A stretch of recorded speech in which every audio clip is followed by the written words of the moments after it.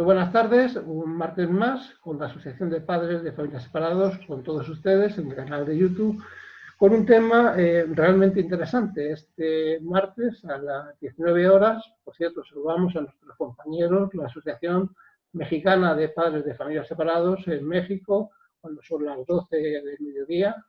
La verdad es que les damos muchísimo ánimo porque están pasando un tema de la pandemia que nosotros hemos dejado ya un poquito más atrás.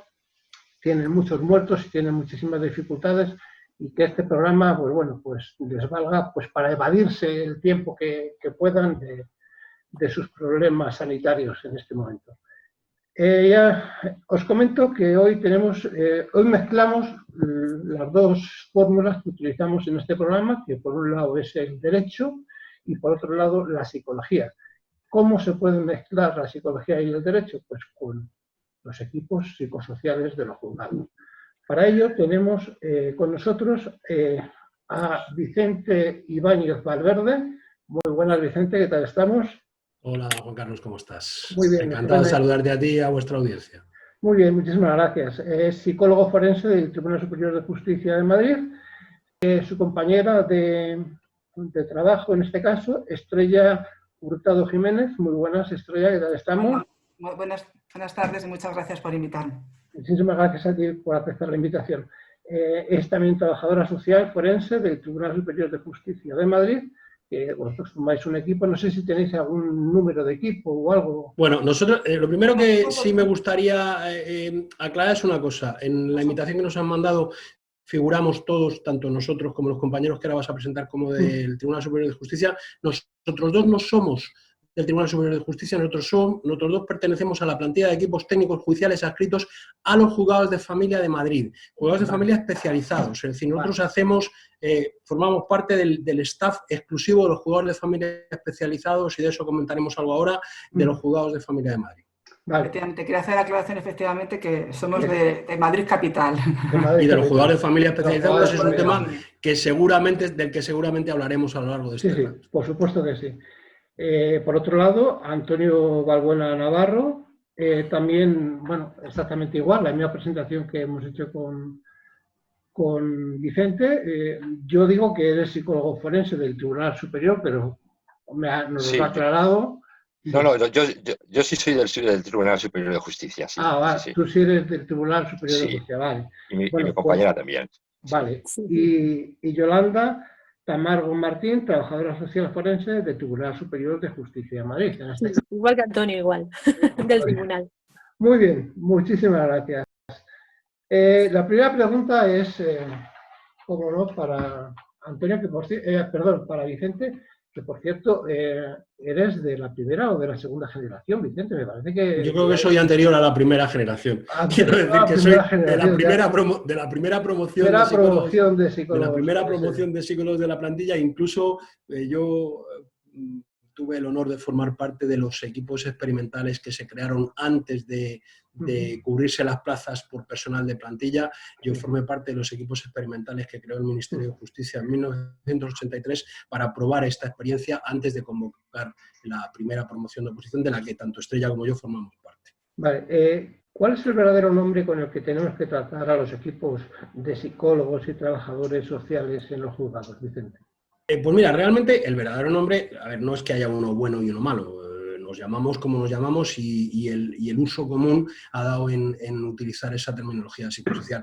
Pero lo que pasa es que ha dado eso, a su vez, lugar a una serie de dificultades o diferencias de interpretación. Se asume el psicosocial como si fuera una sola cosa, cuando somos profesionales de dos disciplinas diferentes y complementarias. Entonces, no hay un nombre, excepto una referencia indirecta que aparece en el Código Civil, en el artículo 92, no me acuerdo qué apartado, que habla de los equipos técnicos judiciales. Los equipos técnicos judiciales adscritos a juzgados de familia u órganos jurisdiccionales que conocen de esta materia, que además ahora, si todo va bien, en el anteproyecto de ley de protección jurídica del menor contra la violencia, también se está planteando, digamos, una estructuración más detallada de los equipos técnicos judiciales, que es como se nos recoge en la ley. Ese es el nombre, digamos, correcto, aunque da igual. Efectivamente, pero da igual, no, pues si vosotros sois una cosa, sois esa cosa, eso es evidente. Pero el tema de lo de la psicosocial, de la que algunas veces tú y yo hemos hablado, nos dará seguramente para debatir durante este rato, porque esa conceptualización de la psicosocial, como si tuviera una entidad, yo creo que eso es más importante que cómo nos llamemos como equipo, ¿no? Vale, sí, por eso es lo que iba a preguntarte, y lo que llamamos informes psicosociales sería mejor, más conveniente quizás denominarlos pruebas diagnósticas y o de evolución, por ejemplo. Nosotros, mi compañera del alma, compañera aquí presente, Estrella, con la que llevo más de 30 años compartiendo equipo, hace mucho tiempo y por diversas razones que no sé si son del caso de explicar, pero que tomamos una decisión, y es que nosotros ahora, adscritos como estamos a la plantilla de los juzgados de familia especializados y atendiendo peticiones diferentes, dependiendo de los momentos, unas veces juntos y otras menos frecuente, cada uno por separado a las demandas de los jueces o a veces a sugerencia del Ministerio Fiscal. Nosotros, cuando nos piden el informe conjunto, hace bastante tiempo que ya lo etiquetamos con el nombre del Código Civil, informe del equipo técnico judicial, y así se llama. Otras veces piden una pericial exclusivamente psicológica que suscribo yo y pone informe psicológico. Si es un informe de trabajador social, pues igual específicamente. Vale. Estrella, ¿quién compone los equipos técnicos judiciales? Mira, los equipos técnicos están compuestos por psicólogo y trabajador social. Yo un poco añadir lo que ha dicho mi compañero Vicente, un poco, ¿qué es esto de los equipos? ¿Cómo surgen? O sea, tenemos ya digamos que un recorrido histórico de hace más de 30 años y esto, digamos, que tiene su base en el artículo 92 del Código Civil, en la que da potestad al juez para que de oficio recabe el dictamen de especialistas. Posteriormente, en la ley del 2005, ahí ya se recoge la figura del equipo técnico compuesto por psicólogo y trabajador social, que el juez requerirá para recabar información a fin de pues, ilustrarle en lo que solicita, en su demanda, quien nos requerirá a través de pues, la autoprovidencia o procedimiento que considere. Vale. Entramos ya un poquito más en materia. ¿En qué fase del proceso de separación se piden las pruebas diagnósticas al juzgado? La prueba puede ser solicitada tanto antes de que haya una resolución judicial como después, para valorar la evolución de cómo si la resolución que ha dictado el juez se ajusta en derecho. Entonces, por tanto, la pregunta es, ¿cuándo intervenimos? Antes de que haya una resolución y después para comprobar la evolución de si la medida pues, se está cumpliendo y cómo evoluciona. Antonio, Sí. la primera pregunta para ti es, ¿cuál es la importancia de las pruebas diagnósticas de las que solemos llamar los informes psicosociales para que nuestros oyentes también nos identifiquen más con el tema que estamos hablando? ¿Cuál es la importancia de la prueba? La importancia es alta, es decir, en general, pues los informes no son vinculantes, es decir, los jueces no tienen por qué seguir las recomendaciones que nosotros les hacemos en los informes, pero en general sí que se tienen bastante en cuenta. Siempre que un informe psicosocial se haya hecho de una forma correcta, que no se estén diciendo barbaridades, que habitualmente no se dicen barbaridades, pues hombre, no es vinculante, pero yo diría que inclina bastante la balanza en la dirección en la que nosotros digamos, nos pronunciemos en el informe. Una vez presentadas las pruebas por vosotros ante el juez, tenéis que ratificar las mismas, supongo. ¿Qué es la ratificación de los equipos técnicos judiciales? Y después me gustaría añadirte también, si me permites, ¿se puede rebatir un informe por los abogados, por la fiscalía, por el juez? ¿Antonio? Sí, sí, la ratificación es el momento en que nosotros tenemos que explicar todo aquello, es decir, que se nos pregunte. Los abogados de los respectivos progenitores pueden hacernos las preguntas que ellos consideren convenientes y si el juez lo autoriza, pues nosotros tenemos que responderlas. En el fondo se trata de aclarar aquellas cuestiones pues que a lo mejor no le hayan quedado suficientemente clara a una de las partes. También nos puede preguntar el fiscal, nos puede preguntar el juez. Claro, si nos puede rebatir lo que se dice en el informe, lógicamente se puede rebatir. Y nosotros podemos decir una cosa y un abogado, por ejemplo, puede no estar de acuerdo y nos puede hacer otro planteamiento. Digamos que es un poco el momento en que defendemos nuestro informe en la sala. Ese es el momento respondiendo y aclarando todas las cuestiones que nos soliciten. Muy bien. Yolanda, la primera pregunta para ti, ¿qué edad es la adecuada para poder empezar a trabajar para hacer este informe? Hombre, obviamente a un bebé no se le puede hacer un informe porque no se puede preguntar. A un niño de corta edad se le puede hacer, podemos hablar de 3 años, en el momento que empieza ya a tener un poco un lenguaje oral y se puede preguntar y ver incluso a los bebés más pequeños de 3 años sí se puede hacer una interacción para ver la relación entre padre y madre, cómo se relaciona, qué relaciones tienen entre ambos. Pero vamos, lo que es una entrevista como tal, pues hombre, a partir de los 3 años que ya empiezan a hablar y ya tienen un conocimiento pues un poco más, te pueden dar un poquito más de información y ellos se pueden expresar un poquito mejor, sería la edad más o menos ideal. Después, más abajo de esta edad, siendo más menor, pues es una interacción entre los padres para verlos y demás sería lo más conveniente. Juan Carlos, no sé si Sí, hay algún dime. problema en que intervengamos así un poco Por al rebote. supuesto que no. Vale, Como es que quieras, a mí me Vicente. gustaría, digamos, como continuación de lo que ha dicho Yolanda, que me parece acertado, me gustaría dejar clara una cosa para ti, tú y yo ya hemos hablado alguna vez de estas cosas, pero también Sí. para tu audiencia, ¿no? Yo creo que es importante tener en cuenta que el trabajo que hacemos los psicólogos, o yo hablo Sí. como psicólogo, o los equipos del que formo parte con mi compañera, no hacemos una evaluación en abstracto en absoluto. Es decir, o sea, tú dices, ¿en qué edad tendría? Bueno, vamos a ver, un psicólogo especialista en infancia puede hacer evaluación del desarrollo de un niño desde su más tierna infancia, valga la redundancia. Pero probablemente ese no sea el objetivo de la evaluación, que quizás es lo que nos interesa debatir en este espacio. El objetivo de la evaluación tiene que ver con las relaciones familiares, con la dinámica de funcionamiento, con las implicaciones de los progenitores, con sus hijos y con la familia extensa. ¿Qué quiere eso decir?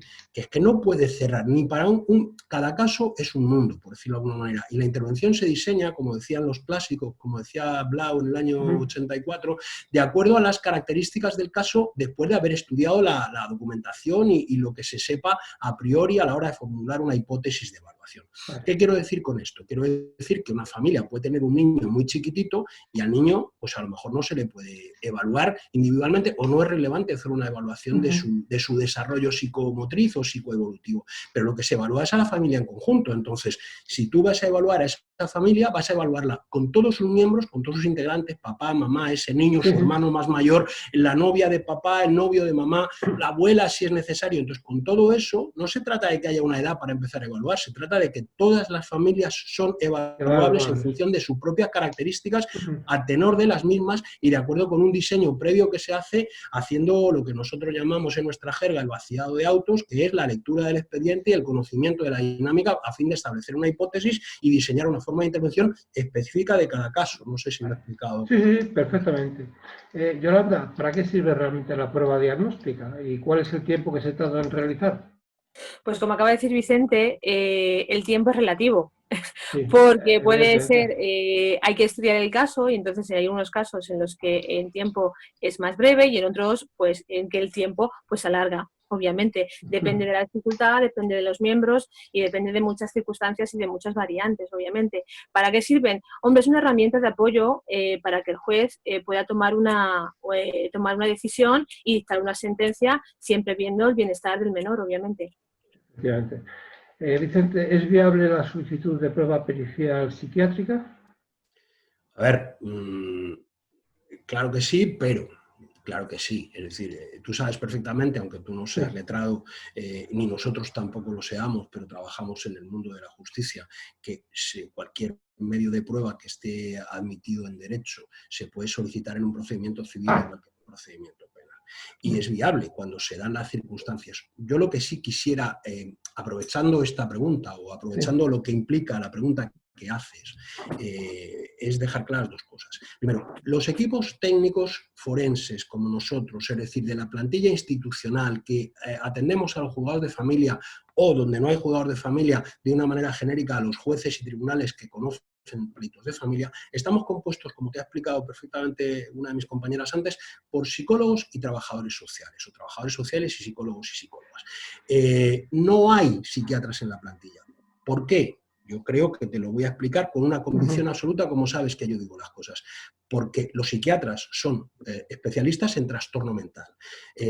Y el trastorno mental está presente en estos casos como en la mayoría, o como se puede decir en general en la población, con una prevalencia relativamente baja.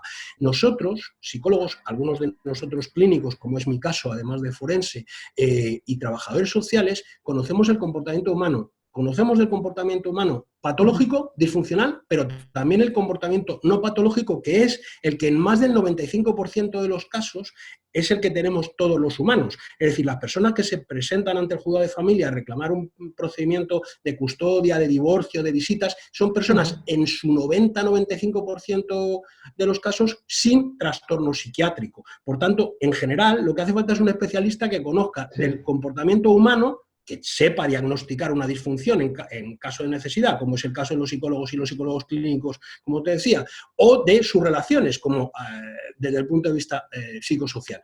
Pero digamos que la presencia constante o incuestionable del psiquiatra no la considero, yo personalmente no la considero necesaria. Vale.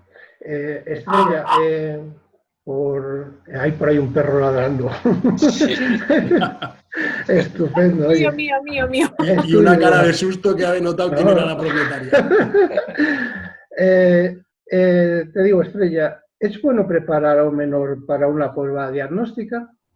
Uf, qué pregunta. Qué pregunta. Bueno, a los niños yo diría no. Quiero decir, digo no, que depende que se entienda por preparar. Porque claro, aquí estamos interviniendo en situaciones familiares con muchas desavenencias. ¿Quién prepara al niño? ¿Cómo lo prepara? ¿Qué quiere conseguir? O sea, es complicado. Es decirte sí, no, depende. Evidentemente, cuando un niño viene, tiene que saber a lo que viene. No va a ir al circo. Pero la pregunta, no sé si es que no la entiendo, o sea, o... Vamos a ver, yo me refiero, hay muchas veces que sabemos que tanto el padre como la madre le dicen al niño, tienes que contestar esto, cuando te preguntan tienes que contestar lo otro. Y ahí va, es más, hay veces que a mí me molesta muchísimo porque se han dado casos que son hasta los mismos abogados los que preparan estos, ya no menores, sino más adolescentes, vamos a decir menores, pero adolescentes. Y es a lo que me refiero. Realmente, sí. Ahí es donde te quería decir, cuando es necesario preparar, hombre, si vienen a un sitio tienen que saber dónde, pero en la medida de lo posible el menor tiene que estar todo, vamos a ver, no inmiscuirle en el conflicto, tiene que estar lo más alejado posible de él, o sea que la pregunta como tal, hay que prepararlo, sabe dónde tiene que ir, pero creo que hay que alejar al menor del conflicto y no inmiscuirle en cuestiones que solamente corresponden a los padres tener que tomar esas decisiones. Y si llevo a los hijos a estas pruebas y tal, diagnósticas, ¿esta prueba les puede traumatizar? La prueba como si no creo que traumatice. Yo creo que afecta más, yo creo, cómo lo hacen vivir los progenitores. Nosotros tratamos a los menores con un trato exquisito y generamos un ambiente para que estén tranquilos, relajados y nos cuenten libremente lo que quieran y lo que no. El tema es Antonio, no sé si Antonio y Yolanda quieren matizar, pero yo desde luego quiero matizar eso porque me parece muy relevante la pregunta y sobre todo... Yo creo que salen más traumatizados o van más traumatizados los padres que los niños. Los padres yo creo que van con un miedo que muchas veces Antonio y yo le hemos hablado, que yo no sé si es que en el armario se cree que tenemos ahí los látigos, las correas y los elementos de tortura para los niños, que no tenemos, obviamente, si tenemos juguetes, tenemos pinturas, rotuladores, etcétera, etcétera. Van muchísimo más preocupados los padres que los niños y tienen más miedo a la prueba los padres que los niños. Como dice Estrella, el trato con los niños es infinitamente exquisito, tratamos los temas muy delicadamente e intentamos que salgan con una buena experiencia, que sea pues una charla amena, que no se vean cohibidos, que hablen con total libertad. Es más miedo, yo creo, que los padres. Sí, pero yo a lo que me refería de alguna manera es, Antonio, si me puedes contestar tú o Vicente, me da igual, un niño que está preparando o que lo han preparado para esa prueba puede llegar a somatizar realmente el problema y puede realmente pasarlo mal. Entonces, ¿en qué manera se le puede ayudar desde el juzgado a quitar ese trauma, a quitar ese miedo? Porque vosotros, al fin y al cabo, sois psicólogos. O sea, tampoco sois nada afuera de lo normal. Una persona puede ir perfectamente a un psicólogo o una trabajadora social y bueno, si se les tiene programados para mentir, pues el niño puede llegar a somatizar. Yo conozco casos de niños que han perdido incluso hasta el pelo por ir mintiendo a un equipo psicosocial. Sí, hombre, sí, el problema está en que si tú preparas a un niño, es decir, preparar a un niño de entrada es muy complicado, mucho más de lo que la gente al principio a lo mejor se cree. Preparar a un adulto se le puede preparar, es mucho más sencillo, pero a un niño es muy difícil porque recordar lo que tiene que decir ante cualquier pregunta que se le haga, partiendo de la base de que no sabe qué preguntas se le van a hacer. A lo mejor se puede intuir algunas, pero no lo sabe. Pero al niño le estás generando un estrés que es como si le sometes a una situación de un examen. Yo tengo que decir esto que me han dicho que tengo que decir y voy y lo suelto. Y cuando están preparados nosotros lo notamos, porque es muy habitual que lleguen y sin haberles preguntado una cuestión en concreto, ya automáticamente dicen, yo quiero vivir con mi madre o yo quiero vivir con mi padre, ¿no? Y ya se liberan del estrés. Cuando han dicho lo que les han dicho que tienen que contarnos, pues ellos se liberan del estrés. Eso se nota mucho. Los niños que les han preparado se nota mucho. Bueno, una vez que ya han soltado lo que les han dicho que nos digan, pues tú ya puedes continuar la entrevista con ellos y se van relajando. Es decir, porque sobre todo a los niños lo hacemos todos, lo que le decimos, que lo que pretendemos es, y lo que pretende la juez también, todos es, queremos lo mejor para él y queremos simplemente conocerle mejor para saber qué es lo que se va a hacer y en todo caso que sepa que él no tiene ninguna responsabilidad en esto y que la decisión que se tome no depende de él en absoluto, que la va a tomar un juez, pero no él. Yo, si me permites, abundando sí. en lo que están diciendo mis compañeros, además, hay una cosa que me gustaría muchísimo subrayar. Nos conocemos con Carlos hace tiempo y yo sé esta pregunta de dónde viene, es decir, de esa especie, esa idea que subyace entre algunas personas o colectivos de que los equipos técnicos tienen más poder del que tienen, de que algunos equipos técnicos hacen su trabajo de una manera o de otra. Yo voy a defender a los equipos técnicos, pero tampoco voy a entrar en una defensa hipercorporativa. Es decir, yo en este momento tampoco voy a caer en la trampa de me voy a defender porque formo parte de esto sin más y sin cuestionamiento. Somos un colectivo relativamente grande, somos un colectivo donde hay gente con más experiencia, con menos, donde además se podría entrar seguramente a debatir los procesos selectivos y la forma de entrar a formar parte de estos equipos técnicos que hay en España y la gran diversidad que hay entre lo que llamamos territorio-ministerio frente a los territorios transferidos a las comunidades autónomas y la forma en que esto es, pero básicamente la idea es, como resumen de lo que mis compañeras y compañeros te han contestado a la pregunta, es claro que los niños a veces vienen preparados, pero el problema no es que un niño venga preparado, el problema es el pleito, el nivel de conflictividad que un pleito puede alcanzar en el cual los padres, y nadie más que los padres, a veces con la dirección letrada no mejor pensada, llevan al niño al enfrentamiento. Y lo que yo creo que ninguno vamos a disentir de los cuatro que estamos hablando contigo es en la necesidad de reducir los niveles de tensión, de enfrentamiento y de potenciar en la medida de lo posible las soluciones pactadas, consensuadas, mediadas. ¿Qué quiere eso decir? Que a veces progenitores traen a sus niños preparados, entre comillas, es decir, con el cerebro, con un intento de lavado de cerebro para que digan, como comentaba Antonio, cosas que ni sienten, ni piensan, ni quieren, y eso no es la prueba, es esa labor de zapa previa de algunos progenitores la que provoca sensaciones de estrés en los niños. Que por otra parte, yo creo que también es muy relevante señalar que nosotros somos los psicólogos, de los cuatro que estamos aquí, dos psicólogos y al menos uno especialista en psicología clínica, no sé tú, Antonio, si también lo eres, que estamos haciendo una labor estrictamente forense, entonces estás de acuerdo conmigo, estamos haciendo una labor forense, es decir, aunque seamos clínicos de formación y de titulación, nuestro trabajo institucional es un trabajo forense. ¿Qué significa eso? Que nosotros no tratamos, nosotros diagnosticamos, es como el médico forense que puede ser un traumatólogo que lo que hace no es curar una fractura de una pelvis, lo que hace es diagnosticarla y decir cuál es su estado. El médico de atención será el que tenga que atenderla, pero el médico forense no la cura. Nosotros no curamos, nosotros detectamos. Si un niño tiene una situación de estrés o de ansiedad o de depresión o de algún tipo de disfunción emocional o un adulto o su progenitor, y detectamos a menudo si esos niños vienen así como consecuencia de la presión a que sus progenitores o uno de sus progenitores le ha sometido. Y claro que lo detectamos y lo vamos a poner en nuestro informe, pero nuestra labor no es tratarle, no es curarle de esa cuestión, es señalar por qué tiene esa situación de tensión o estrés y decirle al juez, oiga, mire, el niño viene así porque le han preparado. Y si somos capaces de detectar además quién concretamente la ha preparado, decírselo al juez para señalarle cómo esa alternativa o esa forma de comportarse con sus hijos no es beneficiosa, sino todo lo contrario. Como formulo la pregunta en el sentido Sí. de que si por venir a los equipos van a traumatizarse los niños, ahí la pregunta, por eso yo quería aclararlo, o sea, nosotros lo que analizamos es en qué condiciones ves a ese niño, no sé si me explico, o sea, Sí, nosotros sí. tratamos a los niños un trato exquisito.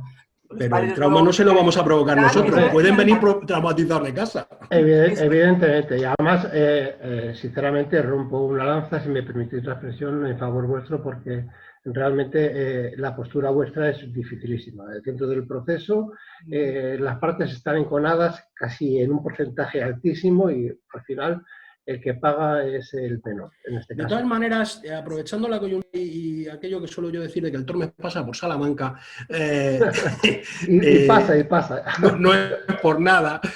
También me gustaría romper una lanza en nuestro propio favor, pero no como equipos técnicos, sino como adalides del planteamiento de la conveniencia de que la gente venga con el menor nivel de tensión posible. Como tú sabes y lo has mencionado al principio en tu presentación, yo formo parte de la Junta Directiva de la Confederación por el Mejor Interés de la Infancia y uno de los proyectos que hemos desarrollado, y seguramente vuestros asociados lo conocen, es el de los cómics que estamos utilizando para sensibilizar e informar a la población. Hemos hecho un cómic, es Marta y Pablo van al juzgado, en el cual explicamos el proceso para que los niños y los adolescentes y los progenitores y muchos letrados están encantados de que se lo facilitemos porque así ellos a sus clientes se lo pueden, mostrar, cómo el procedimiento es un procedimiento en el cual las personas van a ser tratadas de una determinada manera, los niños van a ser atendidos de una determinada manera y el juzgado no tiene que convertirse en un foro de batalla, tiene que convertirse en un lugar donde dirimir en la medida de lo posible de una manera consensuada las diferencias. Antonio, al hilo de lo que estamos hablando, ¿tú crees en la palabra alienación parental o la utilizas en vuestros informes o tenéis que utilizar otra pues porque esta no es del todo correcta, la alienación parental? No, la palabra alienación parental se puede utilizar, es una palabra correcta totalmente. Lo que no se puede utilizar es hablar del síndrome de alienación parental, porque no existe un reconocimiento de eso, ningún síndrome, esa categoría diagnóstica no existe. La alienación parental sí es un proceso en donde uno de los progenitores predispone al niño en contra del otro. De hecho, en la edición que ya está en vigor en algunos países de la CIE-11, esa categoría diagnóstica está incluida. Está incluida en la alienación parental, es una de las categorías nuevas que se han incluido en la CIE-11 y tiene respaldo, es decir, tiene respaldo para poder ser utilizadas. Vale. Pero en el fondo, toda esta polémica que se creó si existe o no existe el síndrome de alienación parental, es una polémica que se salió un poco, yo creo, de los cauces más bien científicos, que eran los que se tenía que haber debatido, que no existe el síndrome, porque no es un síndrome que esté reconocido por ninguna entidad, ni por la Organización Mundial de la Salud, ni por la Asociación de Psiquiatría. Pero el proceso de predisponer, de influir y de manipular a los niños existe y lo sabemos todos, absolutamente todos. Es decir, nosotros, los jueces, hasta los agentes judiciales que intervienen en los juicios. Es un término, se puede utilizar, claro, se puede utilizar en la alienación parental. Sí. Dentro de lo que es, Antonio, la prueba, ¿qué parte realiza el psicólogo? En este caso tú, por ejemplo, y qué parte tu trabajadora social, Yolanda. Bueno, digamos, depende un poco que si lo que hace es una petición, digamos, genérica, como muchas veces nos llega, que hagamos un estudio psicosocial para determinar una guardia y custodia exclusiva o compartida, lo que pidan. Digamos que, bueno, hay partes que sí que serían más bien competencia de cada uno de los dos, ¿no? Por ejemplo, en el caso del psicólogo, por ejemplo, el caso mío, en el de Vicente, pues bueno, tenemos todo lo que es un poco, primero la evaluación un poco de la personalidad y del ajuste psicológico de los progenitores. Aunque es verdad lo que dice Vicente, yo comparto su opinión, el 90% o más de la gente que nosotros con la que trabajamos todos los días, pues es gente que no tiene psicopatologías graves o que no tiene ninguna psicopatología. Puede tener un problema de depresión leve o de ansiedad, pero que eso es normal en un proceso de estas características. Entonces, bueno, se hace una valoración primero de si hay un ajuste psicológico correcto. Y luego, fundamentalmente, lo que se trata de valorar son las relaciones familiares, la dinámica familiar que ha existido antes del proceso de separación, la que existe en estos momentos en la actualidad. Puede ser que ya no vivan juntos o puede ser que continúen viviendo juntos, pero eso nos interesa mucho, es decir, todo lo que es la valoración de las dinámicas familiares, el grado de conflicto que hay y cómo lo resuelven, todo lo que es el tema de las habilidades de crianza, de las habilidades parentales para la educación. Por ejemplo, pues esos son temas que pueden ser competencia, nosotros lo hacemos, pero hay muchos temas en los cuales realmente coincidimos, es decir, podrían ser valorados tanto por nosotros como por el trabajador social. Hay temas, por ejemplo, hay algunos temas más específicos, bueno, pues tendría que responder Yolanda o Estrella, pero por ejemplo, si hay que hacer una visita domiciliaria, pues es una competencia más de ellos, ¿no? Pero luego hay muchos temas, es decir, valorar, por ejemplo... Me gustaría decir de eso. Sí. Por ejemplo, el tema de estudiar, valorar el ajuste escolar de un niño, pues lo podemos hacer indistintamente, tanto uno como otro. Es decir, hay muchas áreas que son conjuntas. Conjuntas, sí.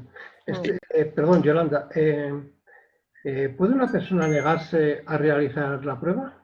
Sí, perfectamente, está en su derecho. De hecho, nosotros cuando empezamos a realizar la entrevista, le decimos que si hay alguna pregunta que no quiere contestar, no tiene por qué hacerla. Y si no quiere hacer la pericial, puede negarse perfectamente y no hay nada que lo obligue.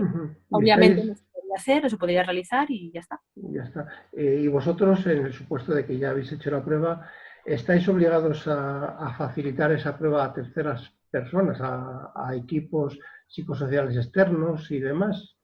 No, el informe va directamente al juzgado y es el juzgado el que ya se hace cargo de él, y si una tercera persona quiere solicitarlo, tiene que ser a través del juzgado que haga la petición correspondiente y es el juez el que toma la decisión de dar el informe o no. A ver, si no te importa, Juan Carlos, hay una cosa que a mí me gustaría, o he dicho, yo quería hacer un comentario en relación a lo de la visita domiciliaria. Estrella, me perdonas. De todas maneras, nosotros compartimos. Es justo lo que voy a decir, vamos a ver. O sea, yo somos creo, un equipo y claro.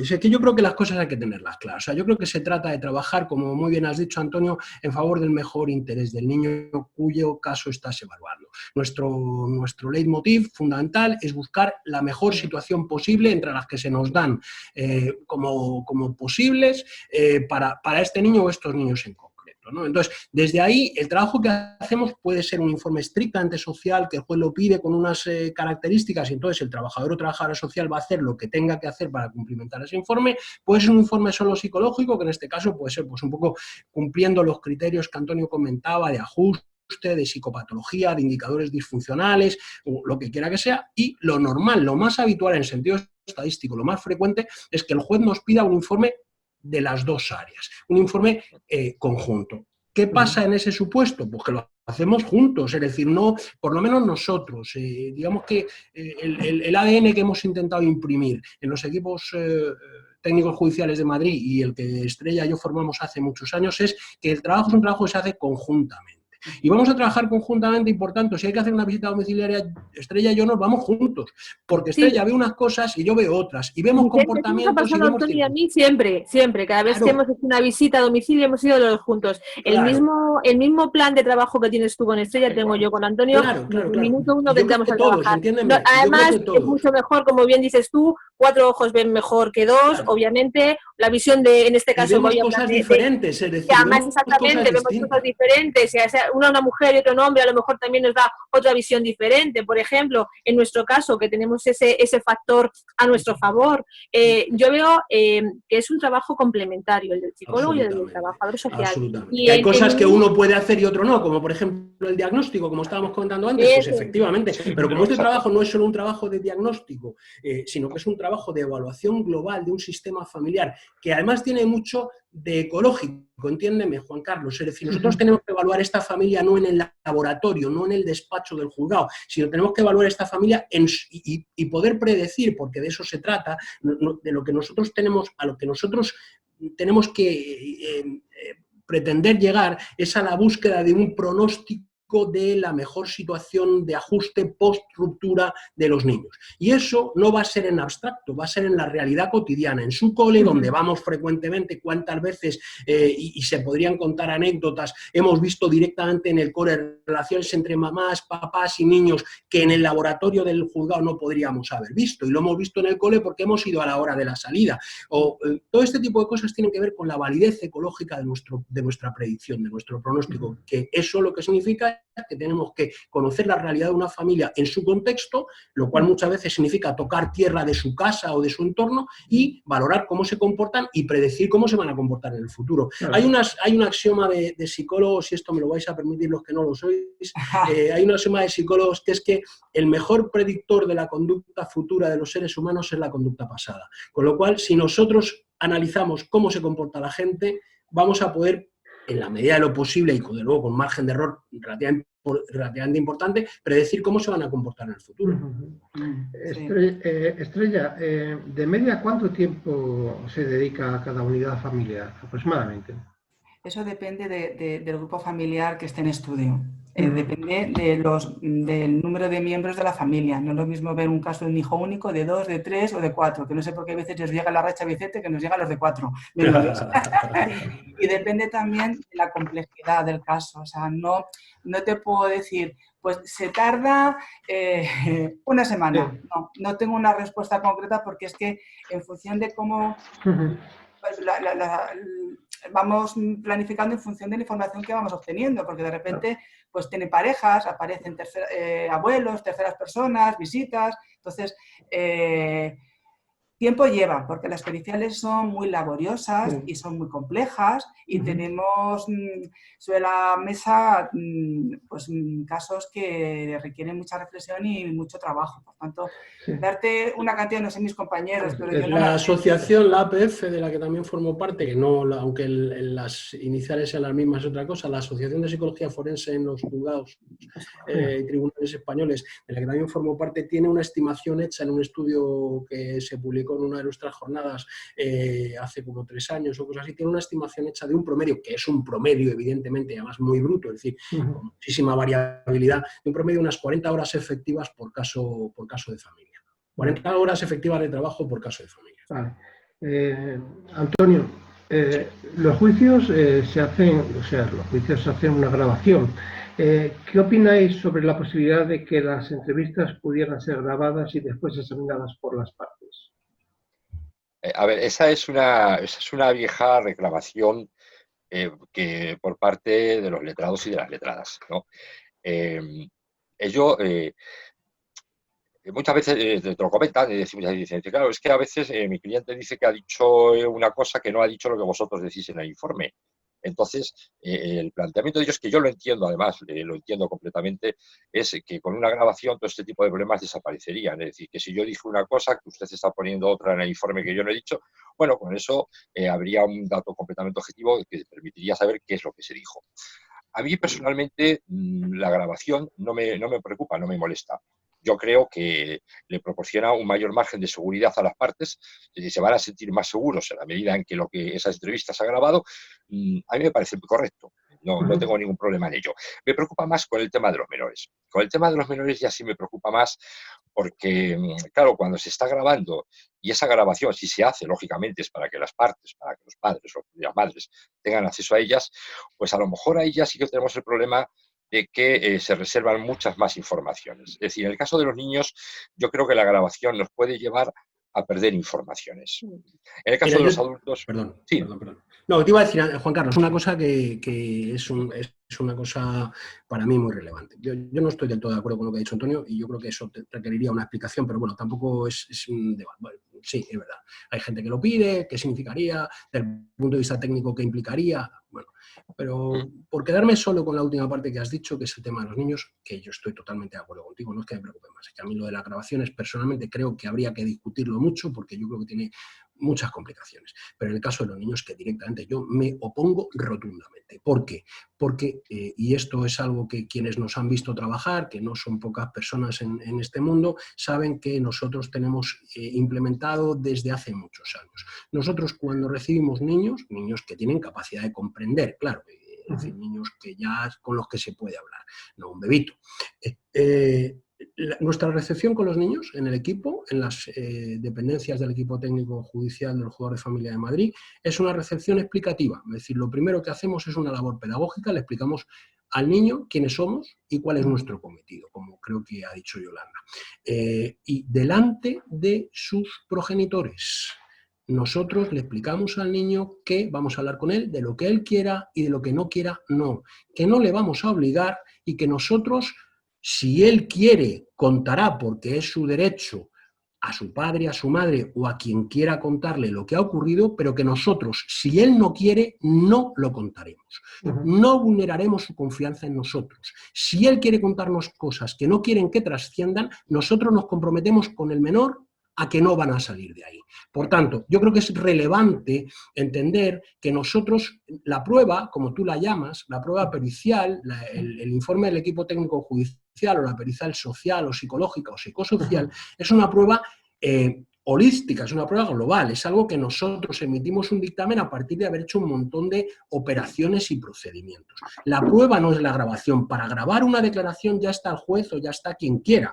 Nosotros, la prueba no es lo que el niño dice, sino nuestra valoración de todo lo que pasa en ese grupo familiar. Entonces, grabar una entrevista que solo es una parte, con esto pasa lo mismo que con las pruebas de evaluación o las pruebas diagnósticas, que solo es una parte del procedimiento de evaluación para que luego se utilice, como muy bien has dicho, Antonio, para que el niño pueda o no pueda o para presionar, es que has dicho que quieres ir de tal. Yo personalmente me niego rotundo. Es algo que vulnera las condiciones básicas del trabajo de un profesional de la psicología, que es lo que yo soy. Por tanto, a los niños se les evalúa con garantías de intimidad.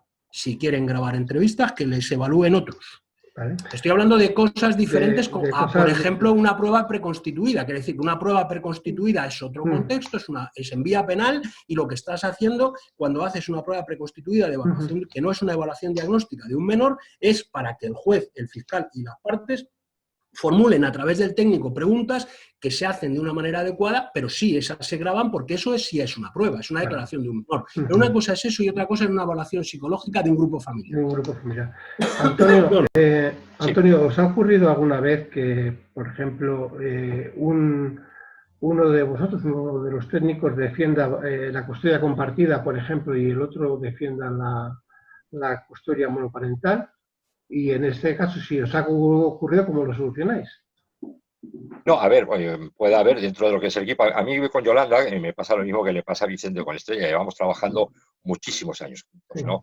Entonces yo ya sé lo que Yolanda piensa sin necesidad de preguntarse, y ya sabe lo que yo pienso sin necesidad de preguntármelo, ¿no?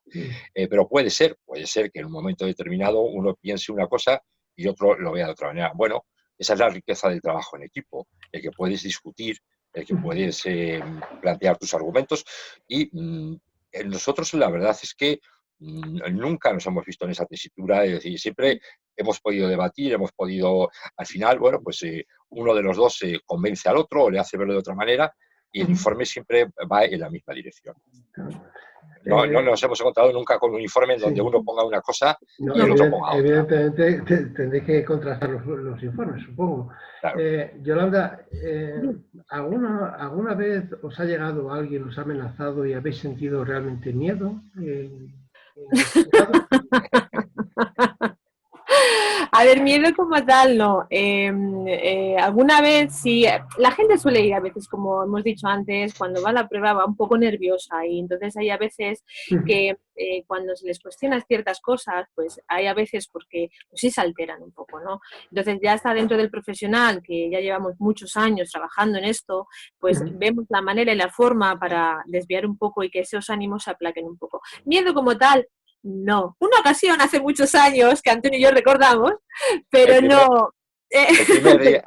El primer día que fuiste. Al principio que fui a trabajar, más o menos, fue el primer día. Fue nada más que una pequeña anécdota, pero quitando eso, nunca más, no. Sí, se alteran, sí, se ponen un poco nerviosos, a veces gritan, entonces, pero bueno, ya como tenemos bastantes años, bastantes experiencias, pues intentamos... De todas las cosas han cambiado mucho, Yolanda, que decir, efectivamente... Sí, también. Es que yo te hablo de experiencia de hace casi ya 14, 13 años. No, pero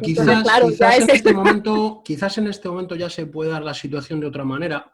Pero yo no quiero que nos olvidemos, no me gustaría que nos olvidásemos. Aquí estamos todos, gente que ya tenemos muchas horas de vuelo. Ha habido agresiones, ¿eh? Ha habido agresiones. Sí, Yo sí, recuerdo sí, una compañera de Valladolid que sí. fue gravemente malherida agredida y malherida por un sicario contratado, que luego se demostró y se pudo actuar en vía penal, pero un individuo pagado por un usuario le agredió violentamente hasta dejarla inconsciente tirada en una calle, ¿eh? Y estas cosas han pasado. O sea que... A ver, hubo un caso que Antonio y yo hemos tenido ya varias veces, ya hace mucho que todavía sigue coleando por ahí, en donde trabajamos, que sí es una persona bastante agresiva, incluso llegó a amenazar a la juez en este caso. Antonio sabe perfectamente el caso de que le hablo, ¿vale? Que bueno, sí tomas un poco de precauciones, porque esta señora era bastante agresiva, no llegas a tener un miedo de integridad física, pero sí de que en un momento dado sí se puede inmiscuir en tu vida privada. Pero yo lo que quería decir, aparte de que efectivamente hemos tenido esa sensación de persecución y ha habido, sobre todo al principio, había situaciones más de intimidación personal y más directa y más física, pero yo creo que en este momento hay dos actuaciones contra nosotros equipos técnicos que no me gustaría dejar de subrayar, o por lo menos que se... Una, la persecución colectiva, es decir, nos hemos convertido en el pim pam pum de algunas asociaciones que pretenden que somos los responsables de todos sus males y están señalándonos. De hecho, hay algunas en concreto que se pueden buscar que nos atribuyen toda la culpa de todo lo que les pasa y pretenden que desaparezcamos como cuerpo de empleados públicos al servicio de la Administración de Justicia. Algunas asociaciones nos consideran su más rival directo. Su némesis. Y por otra parte, no separado de esto, es decir, no es incompatible con lo anterior, hay una constante de agresiones no ya tanto físicas cuanto judiciales, es decir, cuántas denuncias recibimos los equipos técnicos, cuántas denuncias recibimos los psicólogos de Administración de Justicia, cuántas denuncias ante las comisiones deontológicas de los colegios profesionales. En este momento, la comisión deontológica del Colegio Oficial de la Psicología, el mayor número de denuncias que recibe, afortunadamente la mayor parte se sobreseen porque no tienen base, son contra los psicólogos de los juzgados de familia. No, contra los psicólogos forenses, en particular de los juzgados de familia. Es el mayor número de demandas deontológicas. Eso no deja de ser una agresión. Es decir, hay que entender como que estamos siendo el pim pam pum. Y yo, en una ponencia a la que presenté en un congreso de la abogacía española hace muchos años, yo la titulé así. Un eslabón con un aforismo británico antiguo. Un eslabón se rompe una cadena se rompe por el eslabón más débil. Y nosotros, como técnicos, somos el eslabón más débil de la estructura de la Administración de Justicia, y los que no se atreven a meterse contra jueces o fiscales u otras instituciones atacan contra nosotros. Y estamos siendo sistemáticamente atacados por algunos grupos de presión.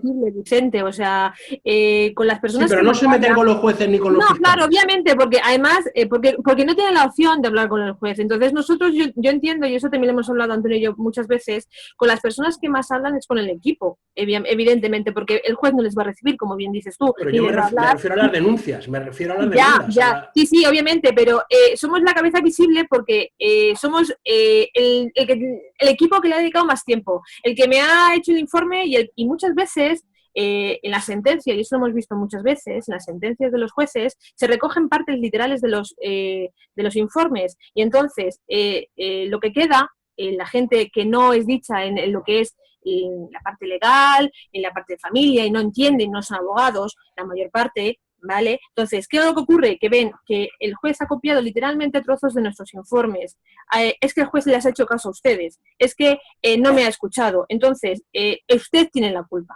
Es a usted a quien denuncio. Porque por usted, o por ustedes, en este caso, que es el equipo, yo no tengo la custodia compartida. Que es lo que yo he visto siempre un poco. O sea, que por su culpa, no es la culpa del juez. El juez no. Aquí la culpa la tiene usted. No el juez, que es el que dicta la sentencia, sino usted que hace el informe. Y vamos en la misma línea un poco lo que yo decía, ¿no? Es un hecho que trabajamos en entornos hostiles y conflictivos, y cuando no le das la razón a uno, ¿contra quién? ¿Contra quién va? Contra la parte más, lo que ha dicho... El eslabón más débil de la cadena. Exactamente.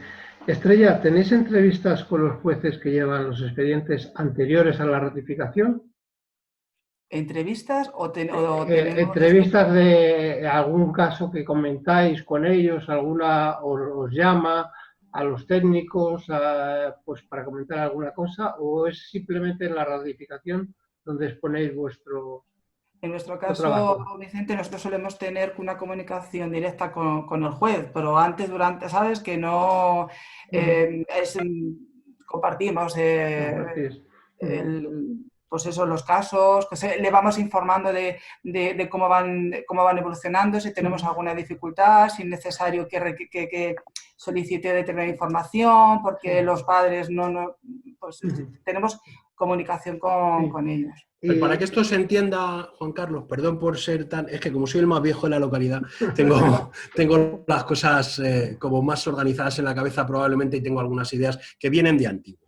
Mira, yo creo que hay que tener claro que los equipos técnicos... Vamos a ver, hay una cosa que me gustaría dejar clara. Hay una plataforma por el derecho de familia, que seguramente conocéis en vuestra asociación. En este momento estamos trabajando, de la que yo también formo parte, y CEMIN está integrada en ella, o los miembros de CEMIN estamos integrados en ella, luchando por la especialización de la jurisdicción de familia en todo el ámbito territorial. Y eso es muy relevante, es decir, o sea, no puede ser que un ciudadano de Madrid o de Barcelona o de Valencia tenga un juez especializado en familia con un equipo adscrito especializado en familia y uno de Villa del Prado, por decirlo de alguna manera, tenga un juez que no es especialista y que tiene un equipo que está en otra localidad y que atiende un montón de juzgados incluso probablemente de jurisdicciones. Entonces, lo primero es una cuestión de reclamación de la de la jurisdicción. Y en segundo lugar, en relación con esto, como dijo hace muchos años un gran maestro de todos los que trabajamos en esto, el magistrado Pascual Ortuño, que seguramente conocéis en la asociación y tú personalmente seguro que conoces, que fue decano de los jueces de familia y que ha ocupado y es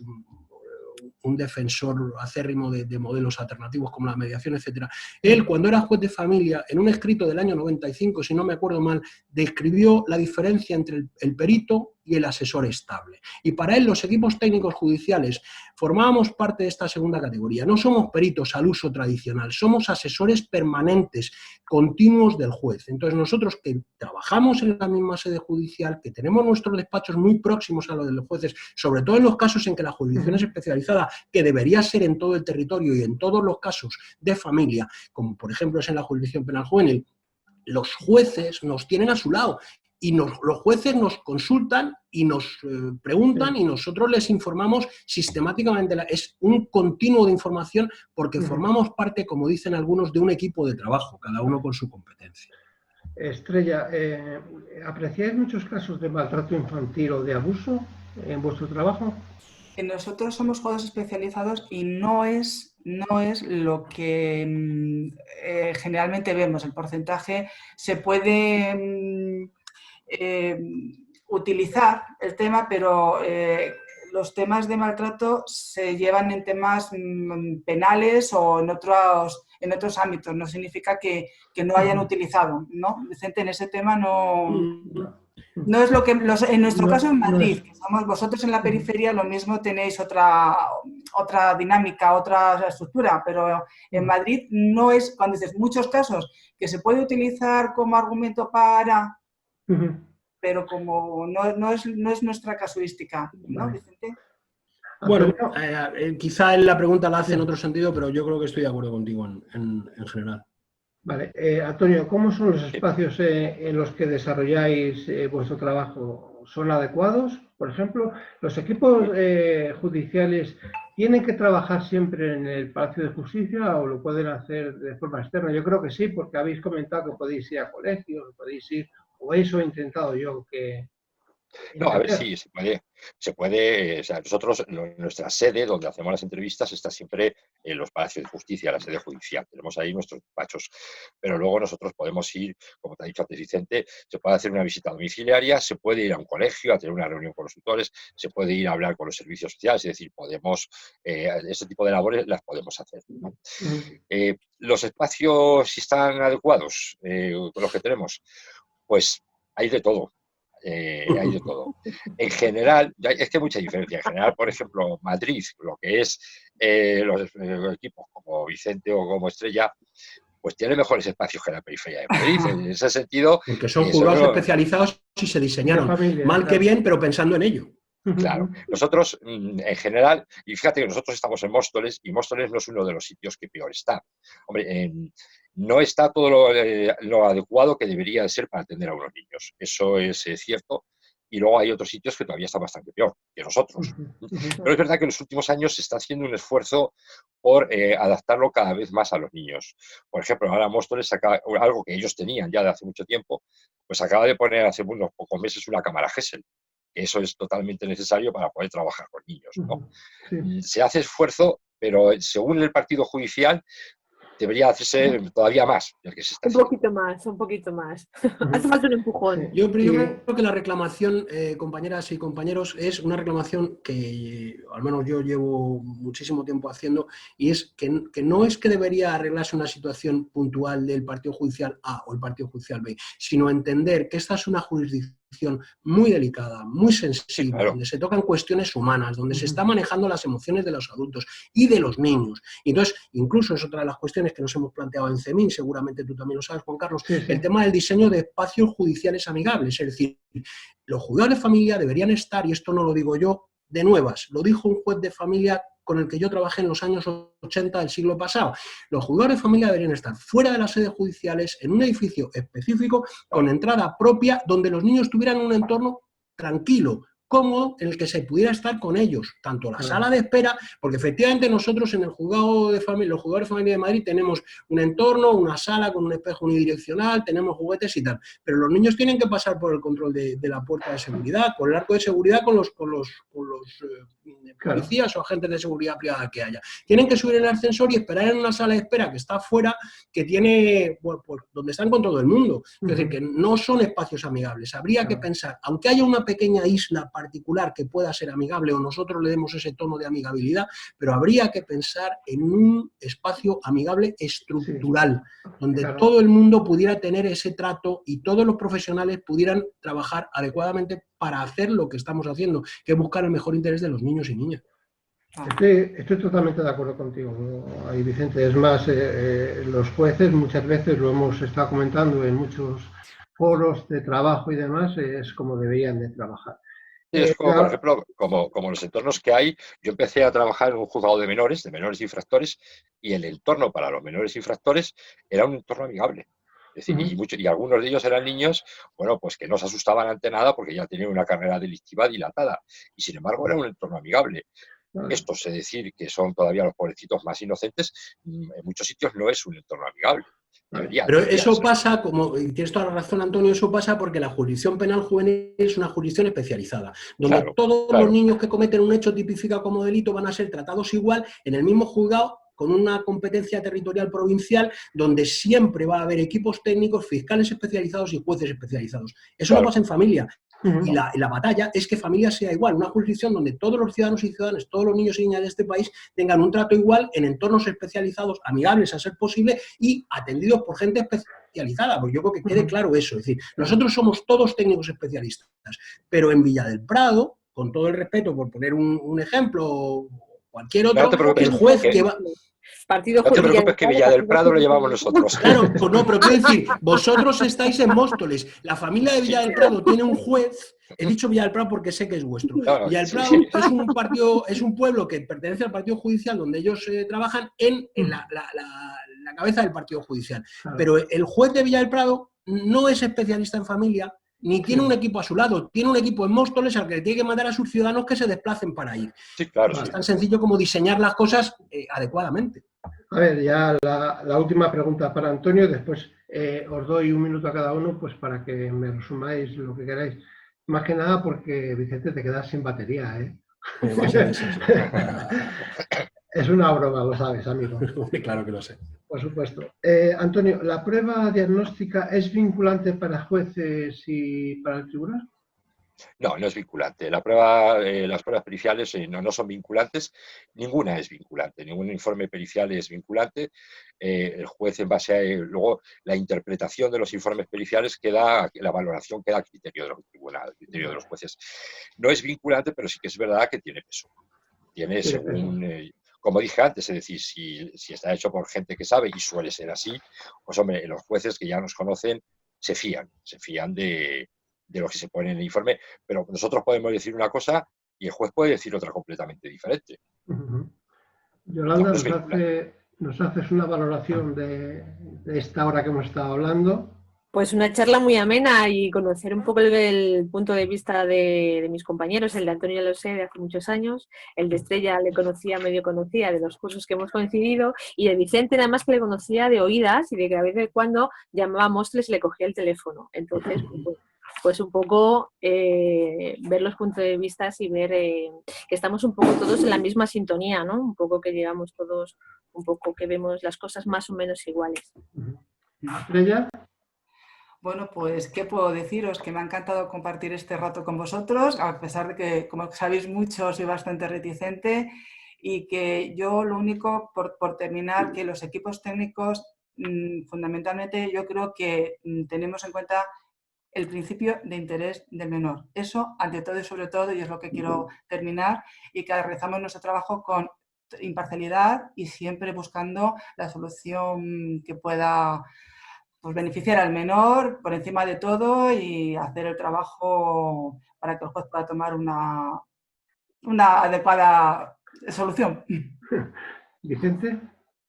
Pues empezar diciéndote que puede que el ordenador se quede sin batería, pero como has visto, es difícil que me quede sin batería. Los 4 que estáis aquí me conocéis, y a pesar de que son ya muchos años, yo sigo teniendo la misma vehemencia con la defensa de lo que creo que debería ser. Y como muy bien ha dicho Estrella, yo creo que la clave de esto está en que nuestro trabajo desde los inicios, desde aquel primer piloto experimental hasta el momento de hoy, que yo tengo cumplidos 12 trienios de servicio a la Administración de Justicia, siempre haciendo lo mismo, ha sido intentar buscar soluciones adecuadas para los niños. Hemos trabajado en esa línea seguimos trabajando. Creo que los equipos técnicos, sobre todo los equipos técnicos que están en sede de juzgados especializados, están bien encajados y tienen una historia de labor muy positiva y un futuro de labor que sigue siendo positivo. La ley que comentábamos antes de violencia contra la infancia, yo creo que va a desarrollar de una manera adecuada, o se pretende que desarrolle de una manera adecuada nuestra figura estructuralmente. De hecho, se había planteado la posibilidad de que en esa propia ley se introdujese la referencia a la especialización de la jurisdicción de familia, y bueno, yo quiero terminar con eso. Es decir, yo creo que hay que todos, independientemente del rol que ocupemos en esta dinámica de funcionamiento, en este sistema complejo, todos deberíamos seguir trabajando y luchando por la especialización de la jurisdicción de familia para que todo el mundo pudiera tener jueces, fiscales, abogados, equipos especializados, entornos amigables donde todos los niños, sobre todo los niños y niñas, pero también sus padres y madres, se sintieran adecuada y correctamente tratados. Pues muchísimas de verdad gracias a los 4. Rompo una lanza en vuestro favor, porque realmente Vicente, bueno, todos en general, pero Vicente con su explosividad y con sus ganas de querer decir las cosas nos ha puesto muy en primer plano que sois humanos, que pensáis sobre todo en el house feeling del menor, que para mí es primordial, porque en una separación vosotros sois mucho más, estáis más interesados en que la solución sea y que pase porque el menor no rompa ninguno de los dos vínculos, tanto el paterno como el materno, e incluso que no rompa la vinculación con las familias extensas de ambos progenitores. Te prometo que es lo último que digo, Juan Carlos, te prometo que es lo último. Sí. Es una cosa que siempre repetimos en todos los casos. Cuando una familia se divorcian los padres, pero la familia se mantiene. Se mantiene. Estoy total y absolutamente de acuerdo. Y otra de las cosas, también en la entrevista, supongo que Antonio y Yolanda, y estoy ya seguro que sí, conocéis el cómic de Marta de Palo tiene que ir al juzgado. Hemos trabajado en CEMIN por este cómic, que es realmente importante que se tuviera en muchos centros, en muchos colegios, en todos los sitios, para que realmente el ir al juzgado, pasando siempre por no tener que entrar por el arco de seguridad, tiene que ser algo que realmente, bueno, vas a un psicólogo, vas a un profesional que lo que vas es a que te ayude. no a que te ponga trabas. Y sobre todo a estas asociaciones que se dice Vicente y que bueno, que gente que quiere destruir vuestro trabajo, pues que quiere poner carros en las ruedas, pues lo único que tiene que hacer es escuchar a vosotros y ver que sois personas súper agradables y que estáis por encima del bien y del mal y vais a buscar la realidad que es la ayuda al menor. Intentamos hacer el trabajo bien, yo creo que nada más. Y por lo menos por mi parte estoy súper contento con esta entrevista que tenía, no miedo, pero tenía cierta resistencia de decir cómo saldrá, qué verá la gente. Y lo que he visto es que personas súper sencillas, profesionales de la psicología, trabajadores sociales. Una cosa, antes de que a las dos os lo voy a preguntar tanto a Yolanda como a Estrella, si me lo permitís. Hay muchas trabajadoras sociales, pero hay trabajadores, hombres, trabajadores sociales en el juego. Sí, hombre, yo creo que hay algunos, sí.